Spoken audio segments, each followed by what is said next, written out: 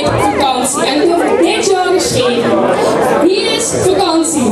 Het is alweer en zo weer, met mijn gedachten ontween. Dat dit de tijd van een job, die met die oren zo snel.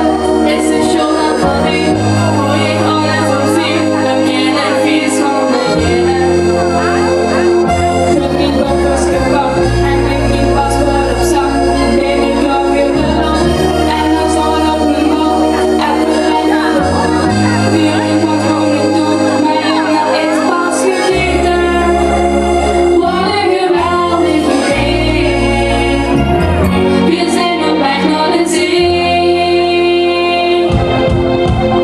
We liggen zon en brand op het lange strand.